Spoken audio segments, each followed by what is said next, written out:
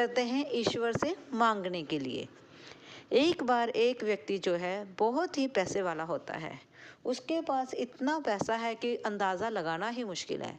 उसके बहुत बड़े बड़े कारोबार होते हैं, बहुत बहुत मंदिर बनवाए रखे होते हैं, कुएं बावड़ियाँ बहुत सारा उसने अरेंजमेंट कर रखा होता है। वह इतना ज़्यादा अमीर होता है कि अनुमान लगाना ही मुश्किल है। एक बार क्या होता है कि उसे बिजनेस में करोड़ों का घाटा पड़ जाता है। जब उसे करोड़ों का घाटा पड़ता है तब उसे ईश्वर की याद आती है, क्योंकि उससे पहले तो वह इतना पैसा होता है कि उसने इतने सारे मंदिर बनवा रखे होते हैं। यहाँ तक कि उन मंदिरों में पंडित भी पूजा के लिए रखे होते हैं, जो उस शाहूकार के नाम की वहाँ पर पूजा करते हैं। जब एक व्यक्ति की हर एक मंदिर में पूजा होगी तब हम जान ही सकते हैं ईश्वर उसके ऊपर तो मेहरबान होगा ही होगा।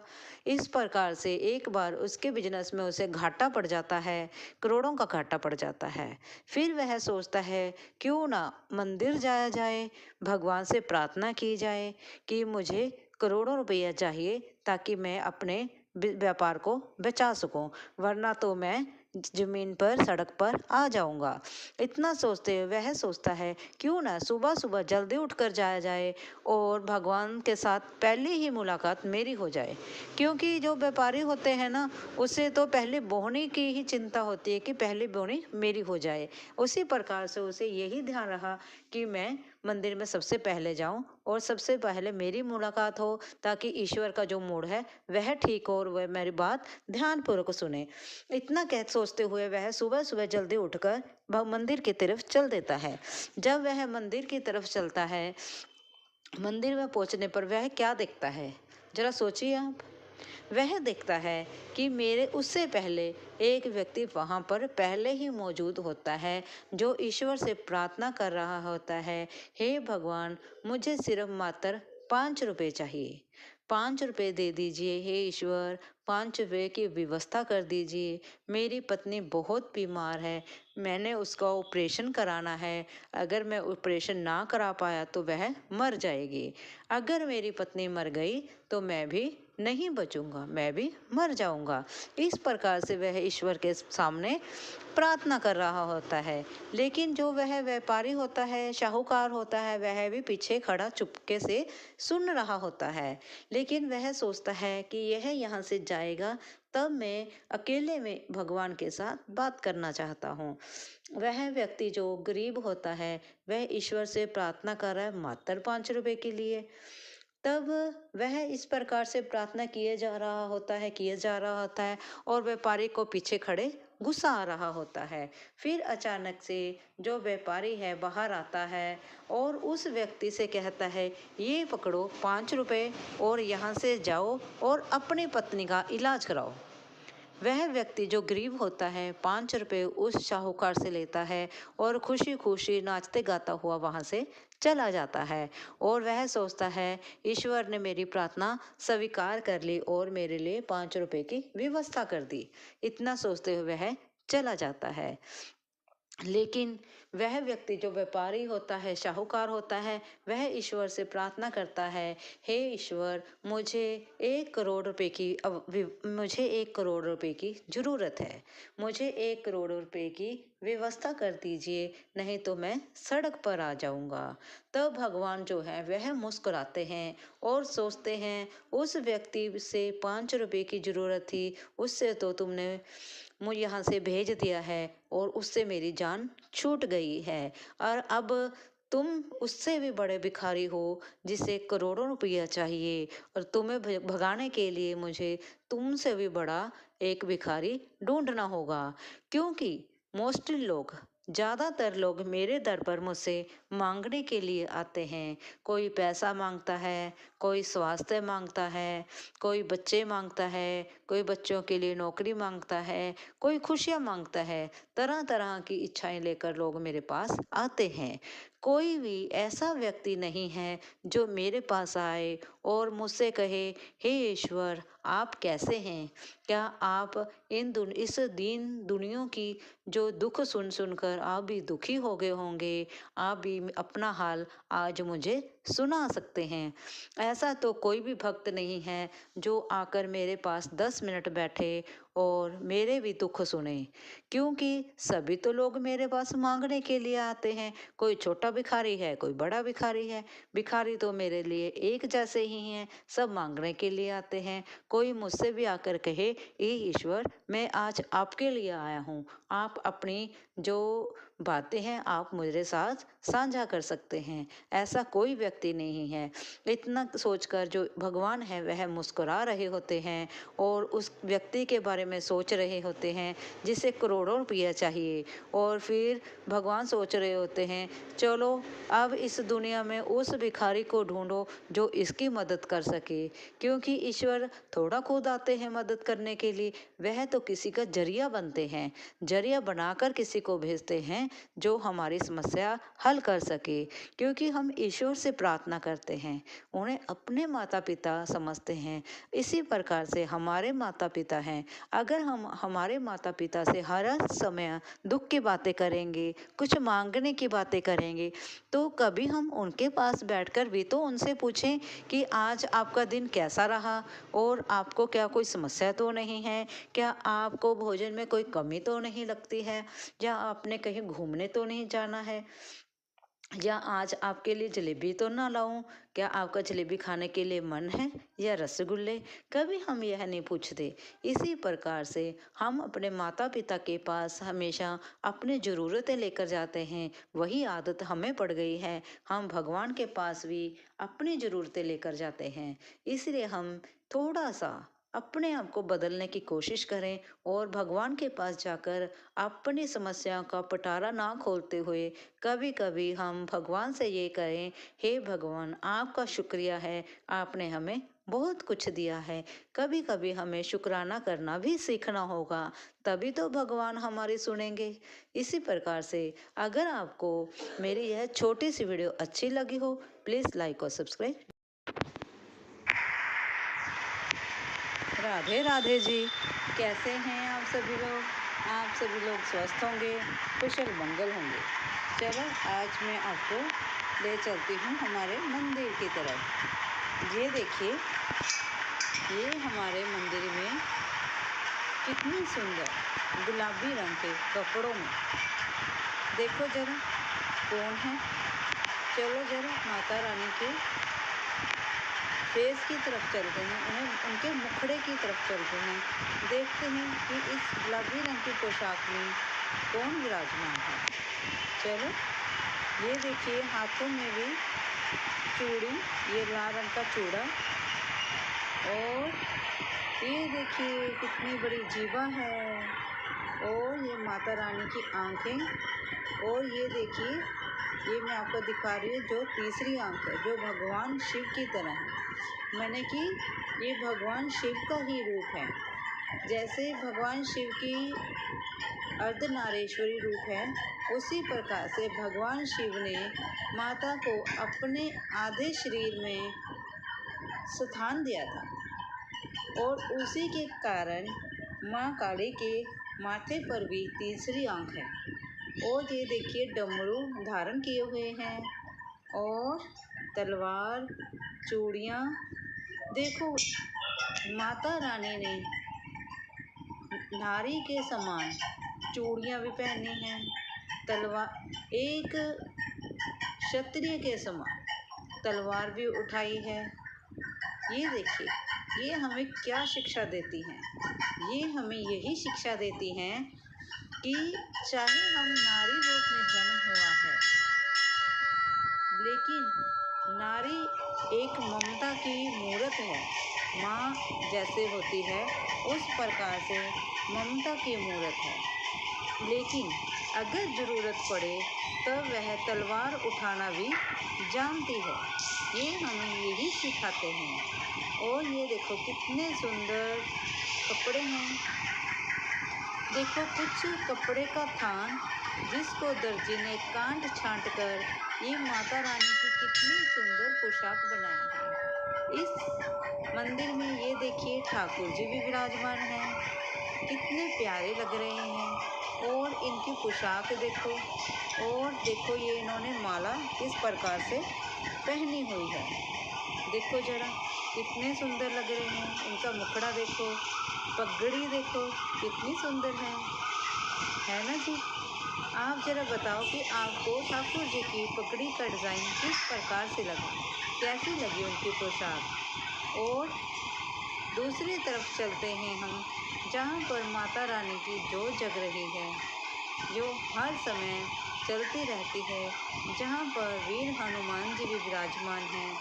और ये देखिए किस प्रकार से माता रानी के उस स्थान में से इतने सुंदर वस्त्र बनाए गए हैं।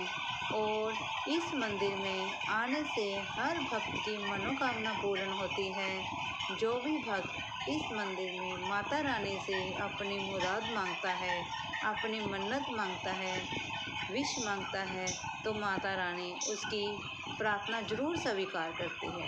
कहते हैं कि माता काली जल्दी ही सभी पर प्रसन्न हो जाती है, जिस प्रकार से वह जल्दी ही क्रोधित भी हो जाती है। उसी प्रकार से माता रानी सभी की झोलियाँ भरती है, क्योंकि है तो एक माँ ना। जो माँ होती है वह जल्दी प्रसन्न होती है अपने बच्चों पर, और जल्दी जल्दी ही वरदान भी दे देती है। देखिए जब भगवान शिव माता रानी के चरणों में लेट गए थे, तब डर के कारण, सहम जाने के कारण माता रानी की जीवा जो है वह बाहर आ गई थी। तभी से माता रानी की जो जीवा है वह बाहर ही है। ये देखो यहाँ पर इस मंदिर में जो माता रानी की जीवा है उस पर चांदी का वर्क चढ़ाया गया है। मैं अपने मंदिर से आपके लिए, अपने शहर से, आसपास के जगह से ढूंढ कर वीडियो बनाकर लाती हूँ। और आप मुझे कमेंट करें कि आपको मेरी वीडियो कैसी लगती हैं, अच्छी लगती हैं या नहीं लगती हैं। अगर आपको मेरी वीडियो में कुछ कमी लगती है तो मुझे कमेंट कर बताएं, ताकि मैं उसको कमी को दूर कर सकूं। मुझे लाइक और सब्सक्राइब करें और शेयर भी करें, क्योंकि मेरा चैनल भी आप ही के सहारे चलता है। धन्यवाद जी।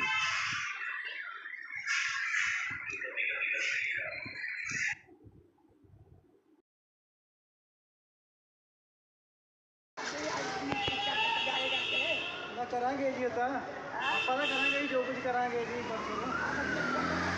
हाँ ना करांगे इस पर करांगे ही करांगे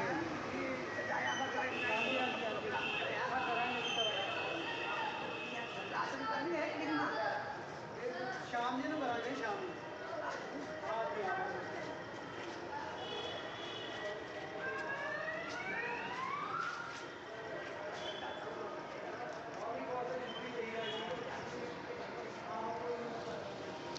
चलो आज हम अपने शिवालय की तरफ चलते हैं, जिस मंदिर को, भगवान शिव के इस घर को दुल्हन की तरह देखो किस प्रकार से सजाया गया है। यह मंदिर भगवान शिव और माँ पार्वती के मिलन के लिए सजाया गया है। देखिए जरा, आपको एक झलक दिखाती हूँ, चलिए जरा।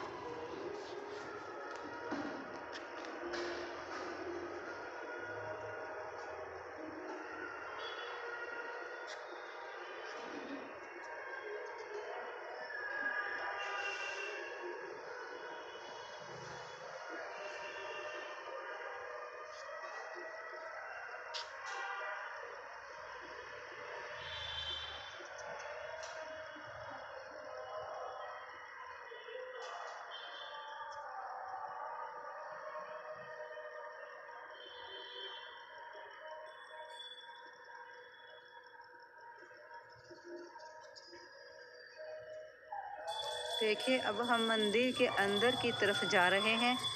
चलिए, ये देखिए ऊपर की तरफ, गुंबद की तरफ देखिए आप जरा। और यहाँ देखिए ओम जी की आकृति, श्री ओम की आकृति बनी हुई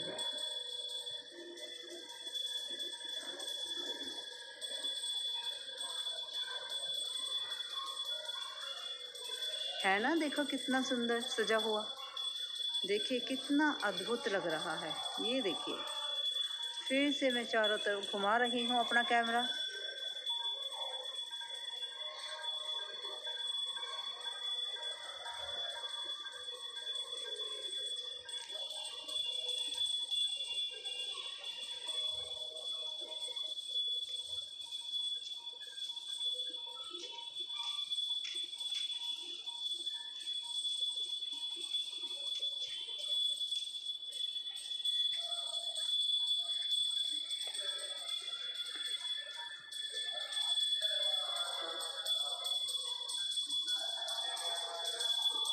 देखिए मंदिर में आरती हो रही है। इस समय भगवान शिव की आरती चल रही है। चले हम भी आरती में शामिल होते हैं। हरे राधे, हरे राधे।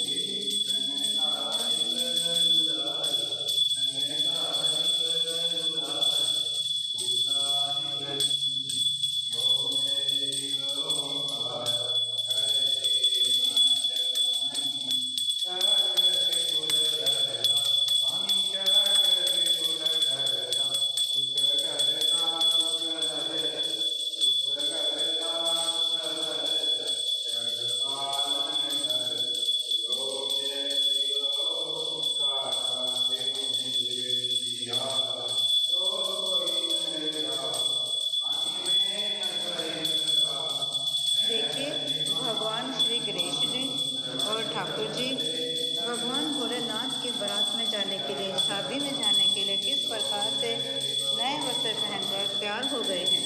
देखिए जरा, नीले रंग के इन्होंने रॉयल ब्लू कलर के इन्होंने वस्त्र पहने हुए हैं।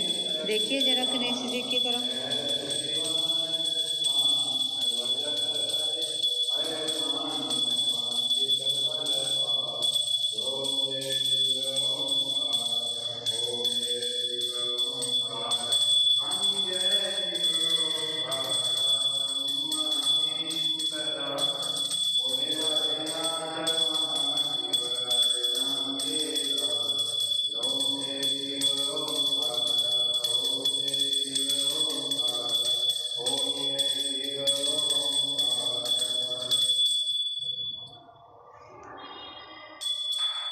देखिए माँ पार्वती देखिए किस प्रकार से सज धज कर तैयार हो गई हैं।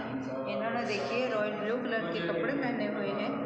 सदा वसन्ते हृदयारविन्दे भवानी नमामि माता पिता तुमेव बन्धु सखा तुमेव प्रेम विद्याधरं तुमेव गुरुमेव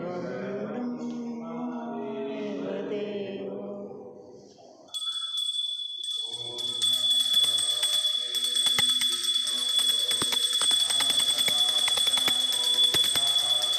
ये देखिए ये हमारे यहाँ के छोटे पंडित जी हैं। छोटे पंडित जी यानी कि हमारे पंडित जी के बेटे हैं, बड़े बेटे हैं।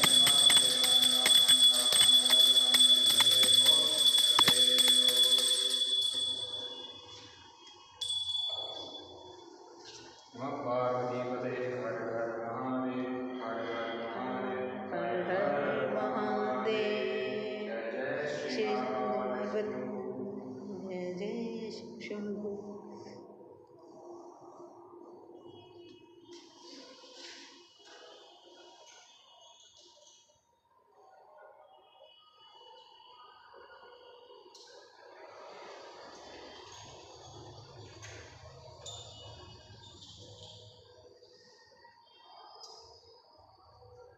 देखिए जरा भगवान भोलेनाथ जी को प्रसाद लगवाया जा रहा है। ये देखिए शालिग्राम जी को भी प्रसाद लगवा दिया गया है।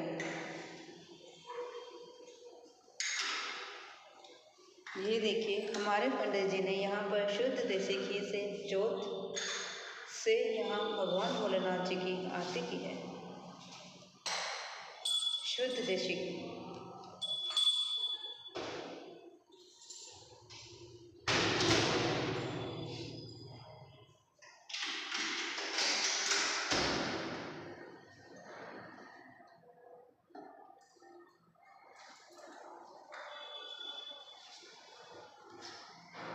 देखिए हमारे मंदिर में कितनी अच्छी तरह से व्यवस्था की गई है। साफ सफाई का पूरा प्रबंध किया गया है।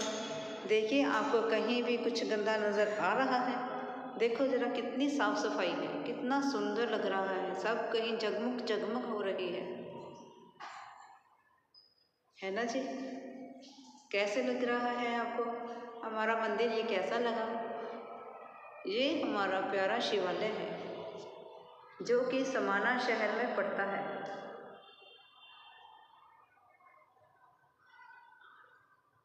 और हमारे यहाँ के पंडित जी जो हैं वह हमारे मंदिर की बहुत अच्छे से देख रेख करते हैं।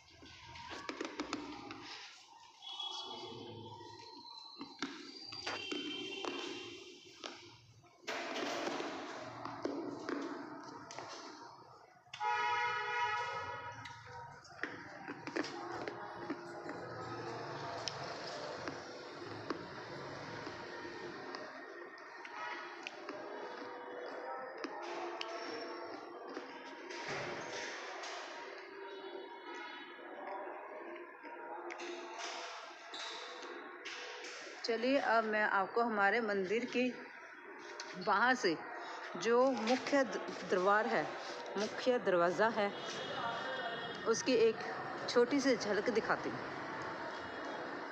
और फिर आप मुझे यह कमेंट करके बताएं कि आपको हमारा शिवालय कैसा लगा और भगवान शिव के मंदिर में ये सब कुछ कितनी सज धज कर दी गई है, यह कैसी लग रही है। देखियो हमारे बाहर तक पूरी स्ट्रीट, जैसे कि हम कहते हैं पूरी सड़क जो है वह सजा दी गई है। देखिए ये हमारे मंदिर का मुख्य दरवाज़ा, मुख्य गेट है।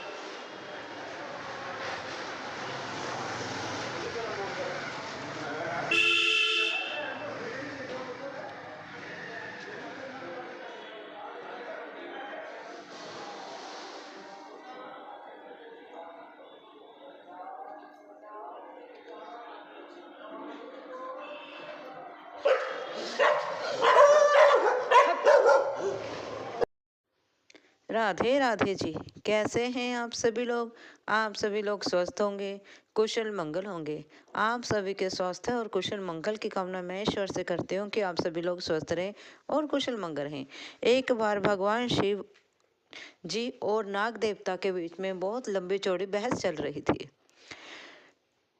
सोचा कि नाग देवता जी ऐसा क्या भगवान शिव से पूछ रहे हैं जो इतने ज़्यादा लंबी ही डिस्कशन हो रही है। फिर हमें पता चला कि नाग देवता जी भगवान शिव से यह पूछ रहे हैं कि लोग अलग अलग देवी देवताओं की पूजा क्यों करते हैं, एक ही इंसान अलग अलग देवी देवता की पूजा क्यों करता है।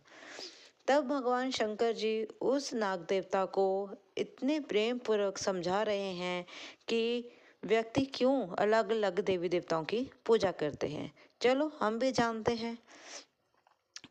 तब शिव भगवान शिव कहते हैं कि सभी देवी देवता एक ही रूप से हैं, उन सभी में मेरा ही अंश मौजूद है।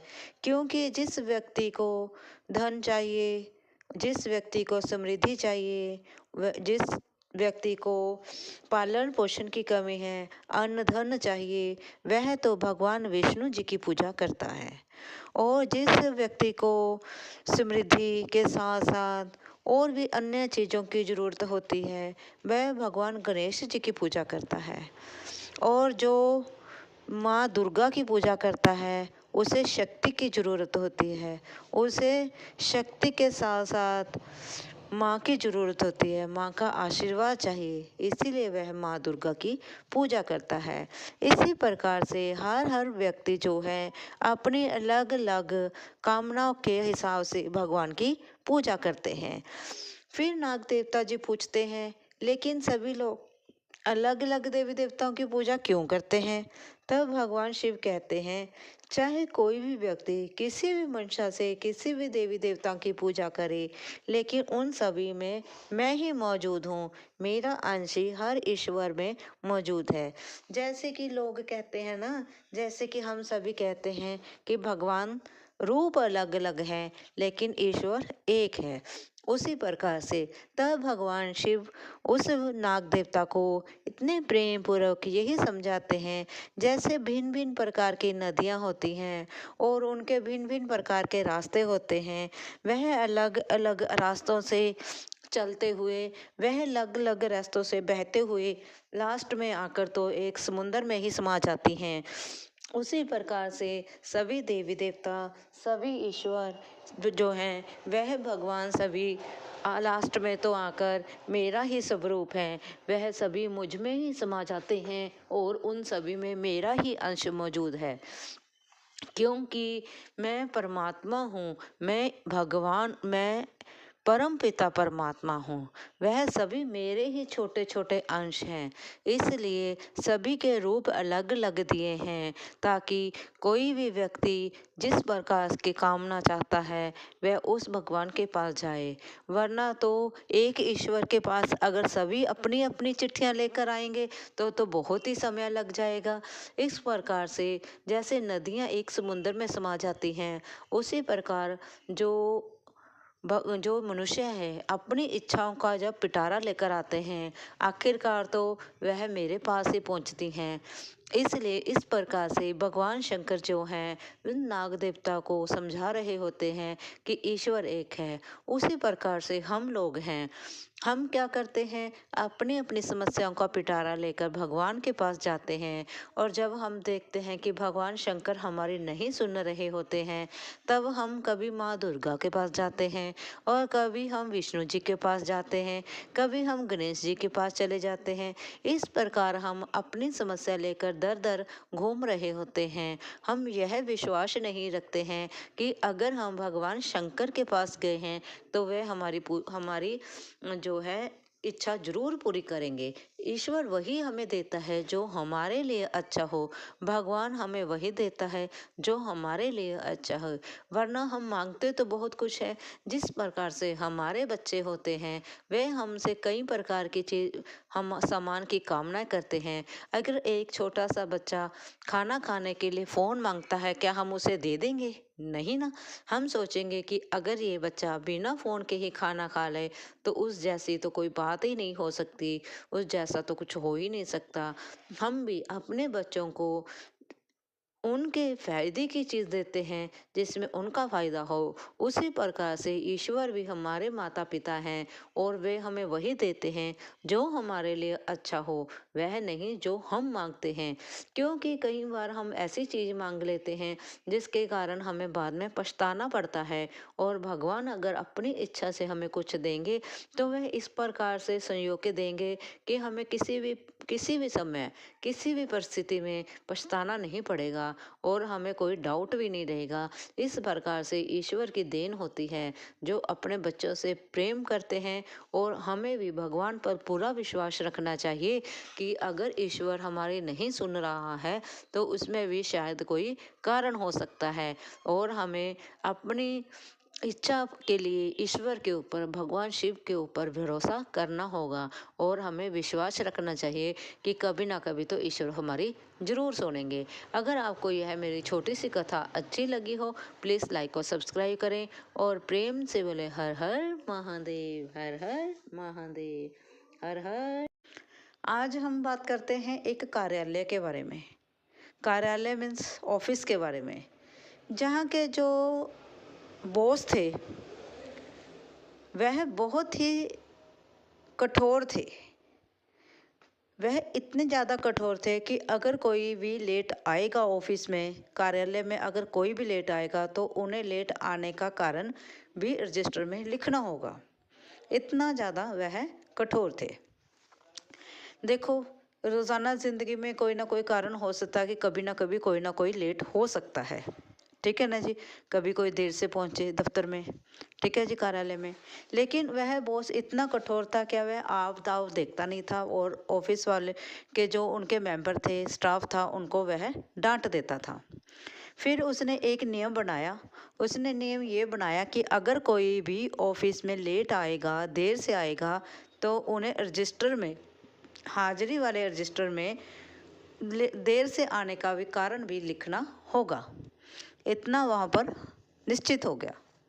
चलो जी, एक दिन जो उस दफ्तर का मुख्य ऑफिस जो व्यक्ति था, मतलब कि जो बॉस था, उसने देखा रजिस्टर में कम से कम 10 व्यक्ति ऐसे थे जो कि देर से आए थे।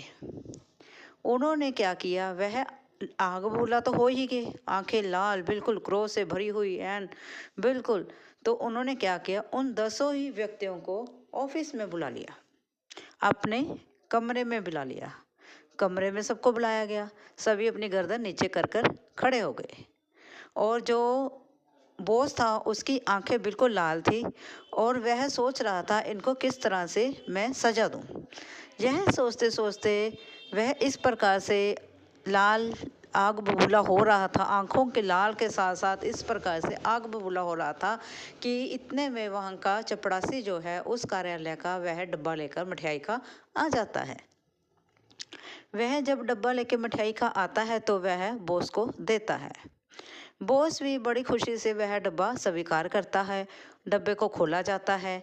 डब्बा खोलने के बाद जो वह 10 जने जो गर्दन को नीचे करे हुए खड़े होते हैं, उन सभी को बॉस जो है मिठाई देता है, और वो सभी बड़े चाव से खाते हैं। खाने के बाद वह थोड़ा हैरान होते हैं कि बॉस ने हमें यहाँ सजा के लिए बुलाया है या मिठाई खाने के बुलाया है। सोच ही रहे होते हैं। बॉस कहता है, अच्छा हुआ है आप सभी ने बड़ी खुशी से मिठाई खाई है। आप सभी को बधाई हो कि आप सभी की बीवियां प्रेग्नेंट हैं, और उन सभी की सोनोग्राफी भी आज ही हुई है। सभी जो है हक्का बक्का रह जाते हैं, सोचते हैं ये क्या हुआ। और उनमें से जो लेट आए थे 10 व्यक्ति, उनमें से कुछ जो है वह स्त्रियां भी थी। अब स्त्रियों की तो पत्नियां नहीं हो सकती, पुरुषों की तो पत्नियां हो सकती हैं। वह देख के थोड़ा हैरान से हुए। फिर जो बॉस था उन्होंने उन सभी को इस प्रकार से डांटा कि कम से कम रजिस्टर में छुट्टी लेने का बहाना तो ठीक लगा लिया करो। आप सभी ने क्या लिख दिया है, same same same as same above, कि जो ऊपर वाले ने छुट्टी ली है उसी प्रकार से हम सब ने छुट्टी ले ली है। उसकी तो पत्नी प्रेग्नेंट है जिसकी सोनोग्राफी थी, क्या आप सभी की पत्नियां प्रेग्नेंट है? और उन सभी की सोनोग्राफी आज ही थी, आज ही के सेम समय थी। और ये जो जो ये औरतें खड़ी हैं दफ्तर के अंदर, क्या इनकी भी पत्नियां प्रेग्नेंट है? इस कहानी से हमें बस इतनी सी ही शिक्षा मिलती है कि अगर हम कार्य करते हैं तो ठीक ढंग से करो, अगर नहीं करते हैं तो हम बिल्ले हैं ही। और अगर हम कोई बहाना लगा रहे हैं तो उसे भी ठीक ढंग से सोच विचार कर लगाना चाहिए। असल में बहाना लगाने की ज़रूरत हमें होनी नहीं चाहिए, क्योंकि हमें कार्य अपना इस प्रकार से करना चाहिए कि हमें बहाना लगाने की ज़रूरत ही ना हो। क्योंकि हम दफ्तर क्यों जाते हैं? काम के लिए, ठीक है ना जी। फिर बहाना ही क्यों लगाना है कि हम इस कारण लेट हो गए, उस कारण लेट हो गए? काम तो देखो करना ही होगा। इस प्रकार से हमें किसी इधर उधर का बहाना उठाकर लगाने की बजाय हम मोस्टली यही करते हैं। अगर कोई हमें कहे ना कि आप आए नहीं, आप हमने मिलने का समय तय किया था, आप हमारे घर चाय पे नहीं आए या खाना खाने के लिए आए, या आपने फ़ोन करके मेरा हाल चाल नहीं पूछा, हम सभी क्या बहाना लगाते हैं? टाइम नहीं लगा, टाइम नहीं लगा, टाइम नहीं लगा, भूल गया। यही मोस्टली हम सभी का एक बहाना होता है, जिससे परे होकर हमें अपने निजी कार्यों में और ऑफिशियल कार्यों में हमें बिल्कुल एक्टिव रहना चाहिए, उस सुचारू ढंग से काम को करना चाहिए। अगर आपको यह